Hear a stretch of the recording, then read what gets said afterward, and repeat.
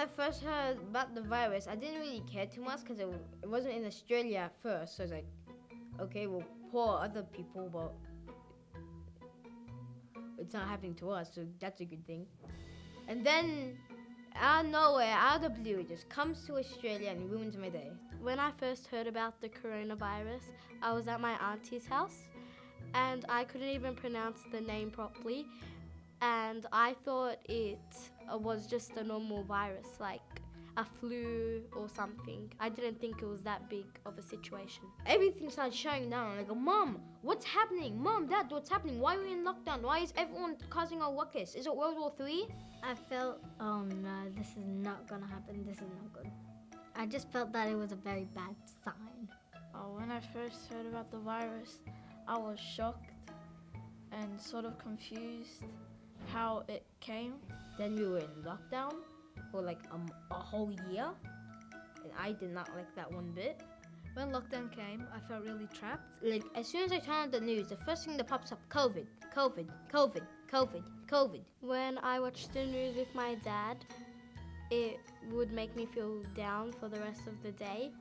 Watching the news was scary and terrifying because I was shocked how many, people were suffering from COVID. When I watch the news, it's pretty depressing. Like a lot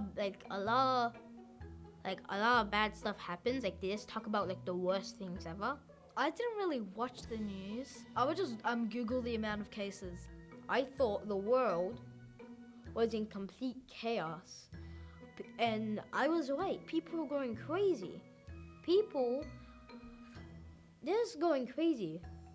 Like, I don't know how to explain it. People are running around the place, disobeying the rules, going in stores, causing a ruckus. So if you would walk into the shops, you would see nothing on the shelves. As soon as the people step through that door to get hand sanitizer and toilet paper, let's just say the people who work there knew it's gonna be absolute chaos.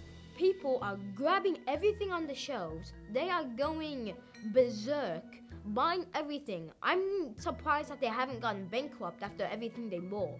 Like, serious. Like, people have stacks of toilet paper. People are like taking all the hand sanitizer they have. Like, why do you even need that much toilet paper? The fact that we still had to wear masks, that just, like, what's the point of going out then? Like, your breath, you're breathing in your breath. How about if you have stinky breath? I didn't really mind hand sanitizing a lot at first. Like, I was like, okay, I just have to do this. It's fine. But the thing that made me hate it was the putrid, disgusting smell. It was horrific. I'd rather be in a farm for a whole day than sniff the putrid smell that went up my nose. I liked online learning because, like, I got through it very easy and I could wake up at 6 o'clock in the morning and just finish it all before 9 o'clock and just have the whole day free. I dealt with online learning for a while, but then I got really annoyed because they kept dumping so much work on it. And my mum made me do it all in the morning so that I could have free time for the rest of the day. I liked home learning because I got to stay home.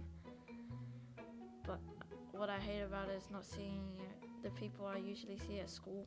At first I liked being at home, but then like I'm a thing, like a couple weeks later I was like, okay, I'm tired of this. Mom, can you take me to school? Sorry, you can't, we're not allowed. Why?